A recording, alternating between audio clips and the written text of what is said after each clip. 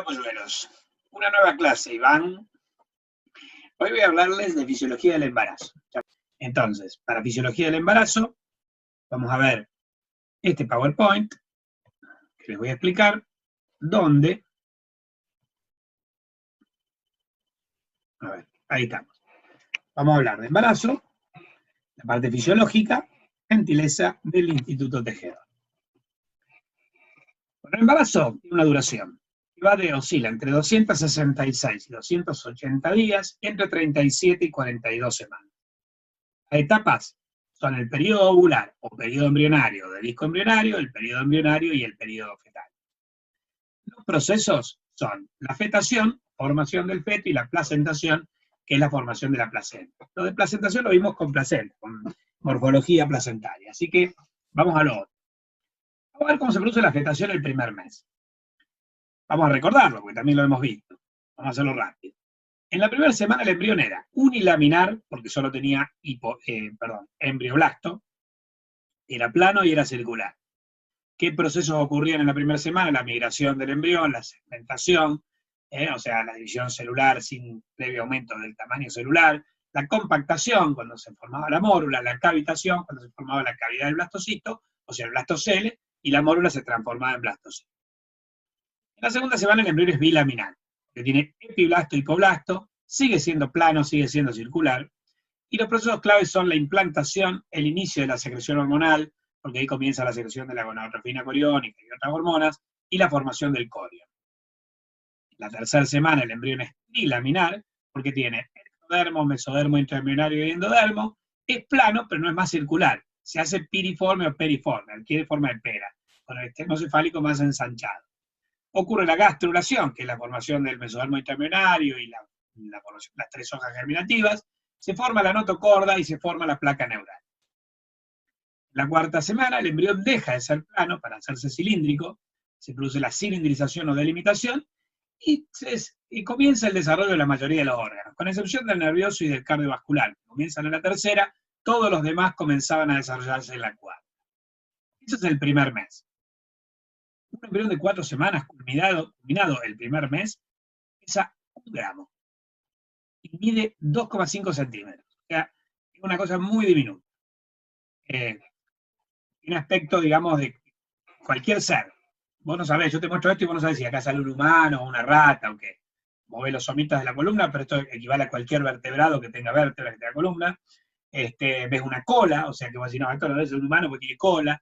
O sea que pareciera tener branquias, podría ser un pez. Es decir, no te das cuenta, es muy, muy primordial. El segundo mes, en la quinta semana ya empiezan a aparecer el esbozo de los miembros, el corazón forma el asa cardíaca, el intestino forma el asa intestinal, el tubo neural tenía 5 vesículas, en la cuarta semana tenía 3, pero acá se forman las 5 vesículas del tubo neural que después va a caracterizar el desarrollo de los órganos del sistema nervioso central, el telencéfalo, diencéfalo, mesencéfalo, metencéfalo, mielencéfalo. En la sexta semana se producía la migración de las células germinativas primitivas desde la base de la alantoides hasta la gónada indiferente. Aumenta el tamaño hepático por su función hematopoyética. Esto desplaza a las asas intestinales formando la hernia umbilical fisiológica, o sea, la desplaza hacia el cordón umbilical. En la séptima semana se produce la diferenciación del testículo y la ruptura de la membrana anal. En la octava semana aumenta la secreción de testosterona y HAM, una vez que el testículo se diferenció. Comienza la diferenciación del conducto mesonéfrico de Wolff. Un embrión de 8 semanas ya pesa 5 gramos, de una longitud de 4 centímetros, y ya se parece a un humano, porque ya entramos en el periodo fetal. La diferencia entre un feto y un embrión es que el feto está más conformado. El embrión es muy primordial, muy primitivo. Bueno, en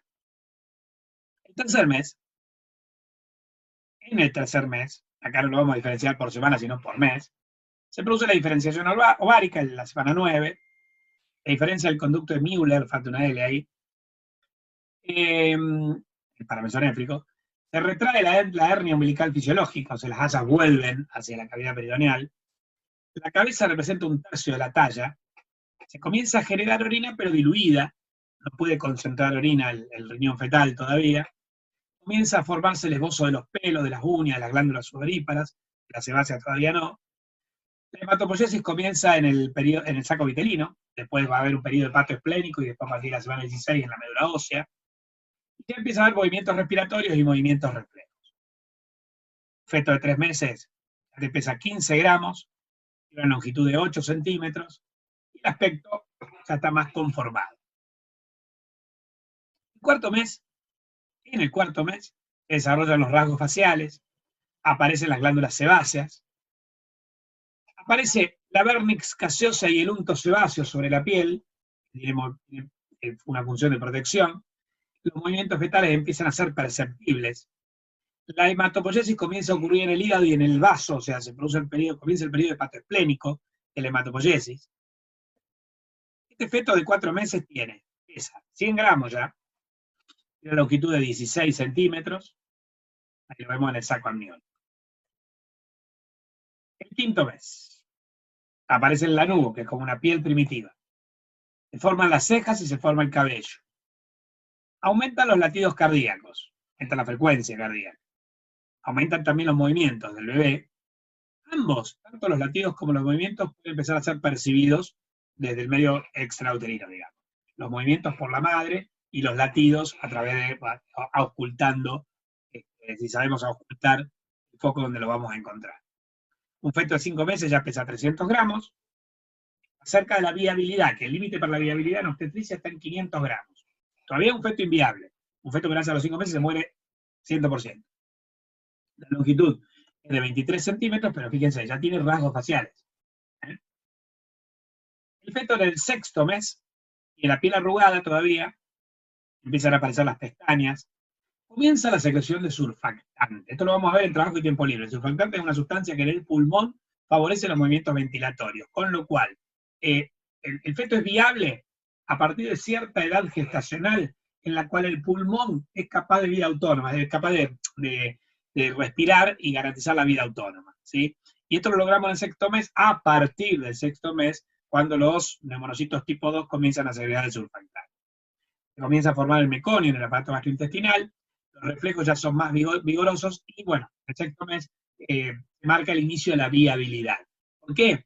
Porque el feto supera los 500 gramos. El límite para la viabilidad en obstetricia está, o bien en las 24 más o menos semanas, entre las 21 y 24 semanas, o bien en el peso, por arriba de los 500 gramos. La longitud ya es de 30 centímetros, y ya tenemos un feto más conformado.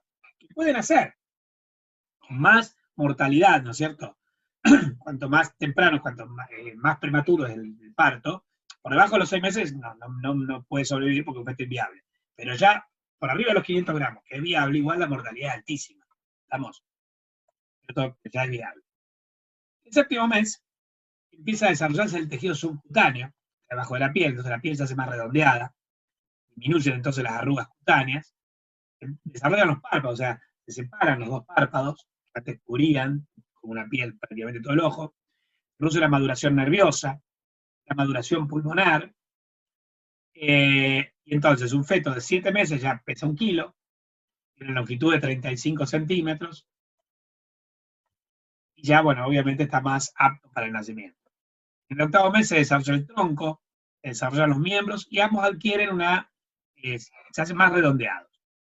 Disminuye el lanugo de la cara y disminuye y disminuye el lanugo también de las manos. Las uñas llegan hasta el extremo de los dedos, eran muy rudimentarias. Este feto de 8 meses pesa 1.700 gramos y una longitud de 42 centímetros. Finalmente, en el 9º mes, disminuye el lanugo, los movimientos fetales son más vigorosos que nunca, aumenta el cabello, hay un gran aumento del número de neuronas en el 9º mes, y la mayoría de los órganos, especialmente el pulmón, alcanza una madurez que le permite la vida autónoma, ¿sí? El feto a término va a tener un peso de 2.750 a 3.750 gramos, una longitud que se puede medir desde el vértice a la nalga o desde el vértice al talón.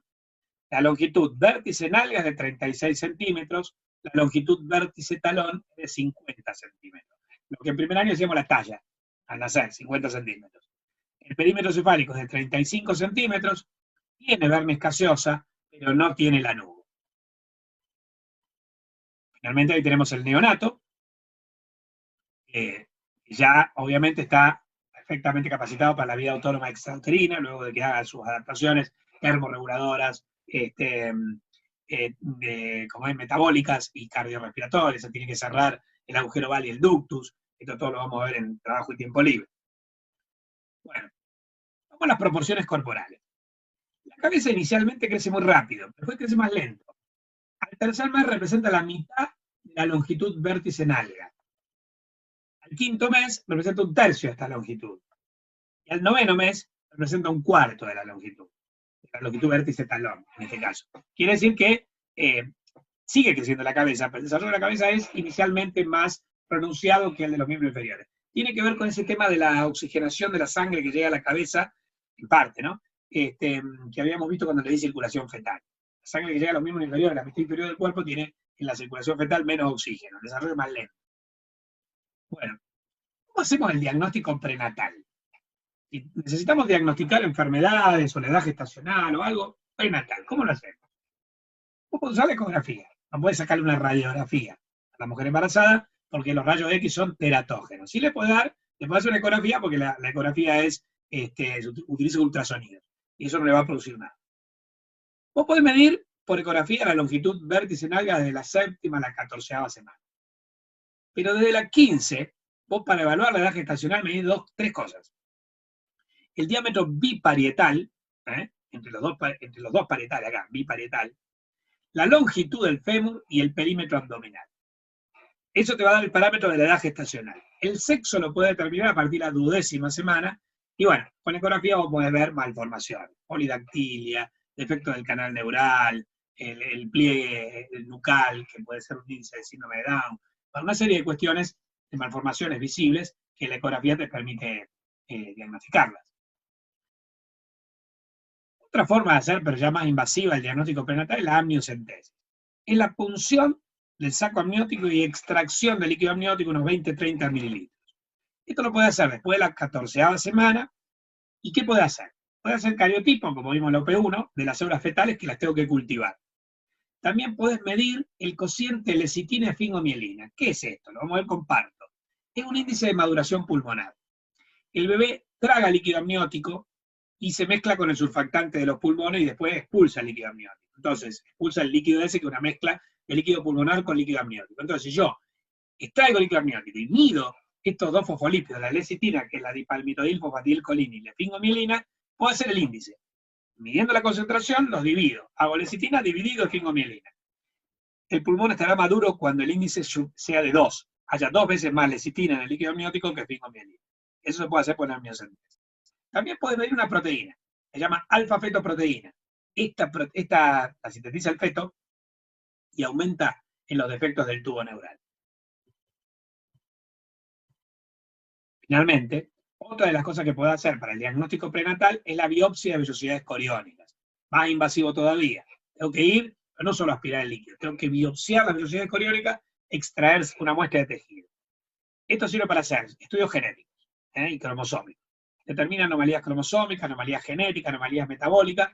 Esto lo puede hacer de la semana 8, incluso antes que la amniocentesis. Las células no las cultivás, o sea, vos directamente las estudiás, haces el cariotipo de la célula que sacaste para estudiar enfermedades cromosómicas o hacer un estudio genético, pero se justifica solo si hay antecedentes familiares de alguna enfermedad genética grave.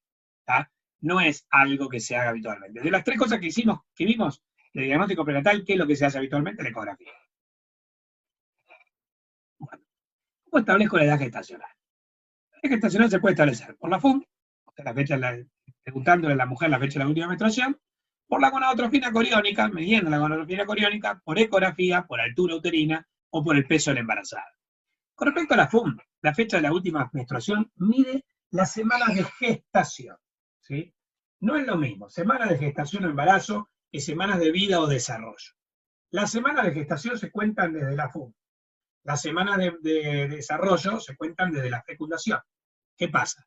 La fecundación ocurre el día de la ovulación. Y sería más preciso, o sea, yo te digo, un bebé tiene, o el embarazo está en su 4ª semana de desarrollo, está bien, hace 4 semanas que se está desarrollando el feto. Ahora yo te digo, el embarazo está en este embarazo cursa su 6ª semana de gestación. Lo estoy viendo de la FUM, Es como decir, te hace 6 semanas que estás gestando algo. No, mentira, estás gestando desde hace 4. Porque a FUN ocurre y tiene que pasar 15 días hasta que la mujer sea fecundada. ¿Por qué contamos desde acá? Porque es un parámetro fácilmente recordable. Yo, a ver, lo más preciso sería la fecha de la ovulación, que es cuando ocurrió la fecundación. Pero, a ver, viene una mujer que está embarazada, que se hizo el test, todo. Y yo en el interrogatorio, como médico, ¿qué le voy a preguntar? ¿Y cuándo ovulaste vos? ¿Sabés cuándo ovulaste? La mujer no va a saber eso. En cambio, sí sabe cuándo menstruó por última vez. ¿Cuándo vino por última vez? El 2 de abril. Bueno, entonces, bueno, está esa fecha. ¡Fum! Entonces, se mide a partir de la FUN porque es un parámetro recordable. Pero recuerden que la FUN ocurre 2 semanas antes de que la mujer realmente quede embarazada. Entonces, semanas de gestación y embarazo se miden desde la FUN. Semanas de desarrollo o vida del bebé se miden desde la fecundación, ovulación, fecundación. Las semanas de la FUN superan en 2 a las semanas de desarrollo. Cuando el chico está en su primera semana de desarrollo, pasaron 3 desde la FUN. Cuando el chico está en su segunda semana de desarrollo, pasaron 4 desde la FUN. Siempre sumas 2. Gonadotrofina coriónica. Habíamos hablado de la gonadotrofina coriónica, incluso le di una tabla de valores, que son difíciles de memorizar esos valores. Pero lo que te voy a dar ahora, que están en el Schwartz de obstetricia, son re fáciles de memorizar. Porque vas multiplicando por 10 y en un punto multiplicás por 3. El Schwartz dice esto. En la primera semana de desarrollo, la gonadotrofina coriónica tiene valores de 0 a 50 miliunidades internacionales por mililitro. 0 a 50. En la segunda semana, 50 a 500. En la tercera semana, 500 a 5.000. En la cuarta semana, 5.000 a 15.000. O sea que, digo, 50 en la primera y voy multiplicando por 10. 500, 5.000 en la tercera. En la cuarta multiplico por 3. 5.000 va a 15.000. ¿Estamos? Entonces repito hasta acá. Primera semana 0 a 50. Segunda semana 50 a 500. Tercera semana 500 a 5.000. Cuarta semana 5.000 a 15.000. Segundo mes 15.000 a 150.000. Ahí vuelvo a multiplicar por 10. Y después empieza a disminuir. Recuerden que la gonadotrofina coriónica aumentaba al principio del embarazo, hasta la semana 10, ¿sí? Se mantiene más o menos hasta la semana 20 y después disminuye. Entonces, 0 a 50, 50 a 500, 500 a 5.000, 5.000 a 15.000, 15.000 a 150.000. Y después disminuye. Eso es fácil de recordar. ¿Eh? Y recuerden que si yo, contando la FUM y la gonadotrofina coriónica, no hay concordancia, por ejemplo, la FUM me da como que esta mujer tendría que tener, no sé, 1 mes de embarazo, o 2 meses de embarazo, ponele. Y por la FUM tengo menos edad, a lo mejor puede ser un embarazo ectópico. Y si tengo más FUM, o sea, más gonadotrofina coriónica, o sea, el nivel es más elevado, puede ser un embarazo gemelar. Obviamente que ¿cómo lo diagnostico? Por ecografía. ¿Con la ecografía qué hago? Mido el diámetro biparietal, mido el perímetro abdominal, la longitud femoral, y con eso establezco más precisamente la edad gestacional. Si no, puedo hacer altura uterina o peso de la embarazada. Vamos a ver eso. Con respecto a la altura uterina, se toma con una cinta métrica de la sínfisis pubiana, y vos palpás el polo superior del útero y lo medís desde la sínfisis pubiana a donde vos palpaste que está el útero. ¿Y qué puede pasar? Miren esto. Por lo general, las semanas es así. A esta altura estaría la semana 12, semana 14, semana 16, semana 18 estaría más o menos debajo del ombligo. Semana 20 apenas por arriba del ombligo, semana 24, semana 28 entre la 32 y la 40, y en la 36 está debajo del apéndice sifoides, en el tórax. Entonces, por lo general, el crecimiento es de aproximadamente 1 dedo cada 2 semanas, desde la semana 20 hasta el parto. Y es 2 dedos cada 2 semanas hasta la semana 20. Siempre donde yo palpo el polo superior del útero. Eso es la altura uterina. Respecto al peso de la embarazada. La ganancia de peso es aproximadamente un 20% del peso corporal. Quiere decir que el percentilo 50 está aproximadamente en los 11 kilos. Aproximadamente 1 kilo por mes, podríamos decir. 9 meses, 9 kilos. En realidad, un poquito más. Bueno, pero depende cuánto pese la mujer. Se establece que el percentilo 50 es 11 kilos aproximadamente. El percentilo 90 sería si engordó más de 16 kilos y el percentilo 10 es menos de 6. ¿Tá? Es aproximadamente un 20% del peso corporal. ¿Cómo están conformados estos 11 kilos? Miren. Una ganancia de 11 kilos se da por 2,5 kilos a 3,5 kilos de feto. 1 kilo que va a pesar el útero, porque aumentó mucho durante el embarazo. 1 kilo que va a pesar el líquido amniótico. La placenta pesa medio kilo, recuerden que lo digo con placenta, 500 gramos. El cuerpo de la mujer retiene 3,5 kilos de agua, y además gana grasa, más o menos 1,5 kilos. Si sumo todo, me da más o menos 11 kilos. Bueno, eso era la gestación, los cambios en el feto. Vamos a los cambios fisiológicos en la embarazada. Acá les voy a decir cosas que únicamente las podrán entender si ya vieron Trabajo y Tiempo Libre, Sistema Renal, por eso se los voy a dar rápido. El libro, o agarrar el curso de los cambios fisiológicos, o cualquier libro de fisiología, uno por uno, y te habla de la capacidad residual funcional del pulmón, uno te diría esos términos. Entonces vamos a lo sencillo. Con respecto a los respiratorios, hay una disminución de la capacidad pulmonar total porque se eleva el diafragma. Y como van a ver en el Trabajo y Tiempo Libre, que el diafragma es fundamental para respirar, porque es el músculo respiratorio más importante, está más elevado, la excursión del diafragma es menor, esto te da disminución de la capacidad pulmonar total. La entrada de aire global, estática en el pulmón. ¿Cómo compensa la mujer? Aumentando la frecuencia respiratoria y aumentando la ventilación alveolar, respirando más veces por minuto, ¿entienden? Bueno, ¿esto cómo lo logra? Porque la progesterona estimula el centro respiratorio y le hace aumentar la frecuencia y la ventilación para compensar esta disminución de la capacidad pulmonar total. Estos son los cambios respiratorios. Respecto a los cambios cardiovasculares, aumenta el volumen de sangre un 30-50%, pero no es a expensas de glóbulos, es a expensas de líquido. Hace una retención de líquido. Por eso tiene lo que se llama anemia por hemodilución. Normalmente los glóbulos rojos representan un 45% de toda la sangre. 55% es plasma y 45% de elementos figurados. Acá pueden bajar 30%, pero no porque haya menos glóbulos, sino porque hay tanto plasma, tanto líquido, que quedan como diluidos en el líquido. Entonces, es una anemia por dilución. Aumenta el gasto cardíaco, o sea, el latido cardíaco, porque necesita bombear un 30-50% más de agua a los tejidos, aumentando la frecuencia cardíaca, principalmente en la primera mitad, aumentando el volumen sistólico, que es la fuerza del corazón, principalmente en la segunda mitad. Con respecto a los cambios uterinos, el útero cambia de ser un órgano, un órgano no gestante de 30 a 60 gramos a un órgano de 700 a 1000 gramos. Se aumentó 10 veces, más o menos, o más. Esto se produce por hipertrofia e hiperplasia del tejido muscular. Es raro que el músculo haga hiperplasia, porque el músculo en el adulto no se divide. Pero el útero sí. ¿Sí? El útero conserva la capacidad divisional, porque conserva mioblastos en el adulto. Uno de los pocos músculos que en el adulto se dividen. Entonces, crece por hipertrofia, pero o sea, aumento del tamaño de cada una de sus fibras, pero también lo hace por hiperplasia, que es el aumento del número de células. Hay un aumento importante en el flujo de sangre. Pasa de 50 mililitros por minuto en una mujer no gestante a 500 mililitros por minuto. Aumenta 10 veces. ¿Por qué? El 20% de este flujo va al músculo, que aumentó 10 veces su tamaño. El 80% va a la placenta. Recuerden que el flujo placentario era de 400 mililitros por minuto. El flujo materno 400 y el flujo fetal 140, 150. Eso se lo di en la clase de placenta. Entonces, de los 500, 400 van a la placenta y 200 y 100 van al músculo. O sea, el 20% al músculo y el 80% a la placenta. Gastrointestinales. Disminuye el tono y la presión esofágica. Aumentan el tono y la presión gástrica, porque aumenta la presión abdominal, porque el bebé comprime. Esto puede aumentar, el estímulo de la compresión del estómago puede aumentar la secreción ácida, y la compresión del estómago puede determinar reflujo gastroesofágico y pirosis, o sea que la mujer tenga como ardor, acidez.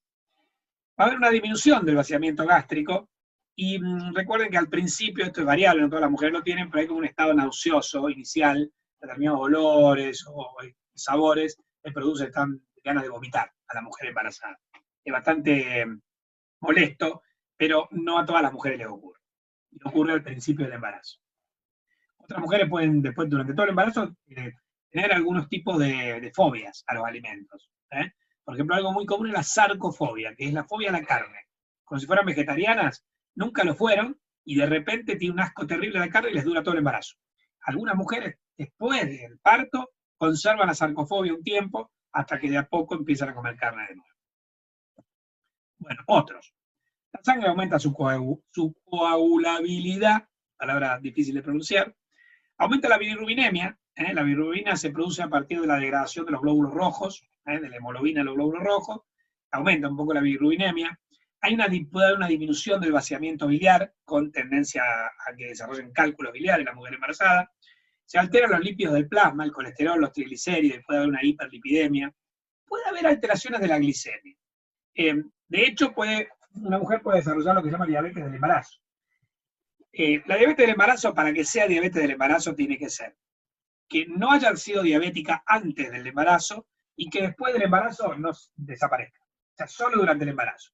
Porque si antes del embarazo fue diabética, y el embarazo lo único que hace es complicar la diabetes preexistente.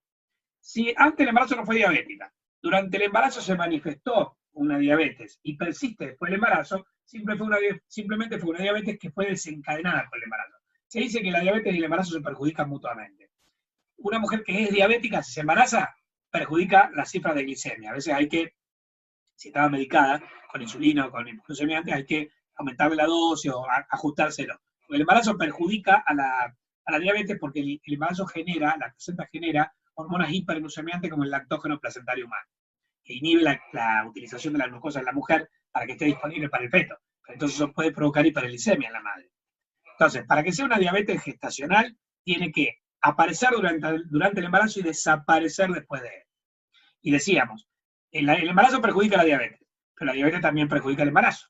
Suele provocar más números de partos prematuros, chicos grandes al nacer, alto peso al nacer, chicos que nacen con 4 kilos o más, pero no necesariamente con todo formado. Pueden tener los órganos también con agrandado de tamaño, pero con disminución de su capacidad funcional. Pueden nacer con hepatomegalia, pero con un hígado hipofuncional. O sea, con mayor mortalidad y todo. Bueno, hay aumento de la filtración y del flujo renal. Puede haber lumbalgia, o sea, dolor lumbar o dolor de espalda, por aumento del peso también y por un aumento de la lordosis de la columna vertebral, por la distribución, por los cambios en la distribución del peso corporal. Bueno, estos son algunos de los cambios fisiológicos de la embarazada. Otras cosas son los cambios endócrinos, que ya lo vimos con placenta, las hormonas que aumentan o disminuyen en la mujer embarazada. Así que esto sería lo más importante. La mayor parte de todas estas cosas se las saqué el Schwartz de obstetricia, junto con el Husay. El capítulo que le dieron para estudiar del Husay. También pueden ver el Williams de obstetricia y el Arteaga Martínez para la parte de desarrollo embrionario, la parte del feto, el Arteaga Martínez que es de embriología. Bueno, esto es embarazo. Lo disocié, no se lo di la primera clase para no darle esas clases enormemente largas como las de respuesta sexual, que duraban más de 1 hora. Así que mañana les doy las otras y con eso terminamos. Cuídense, polluelos.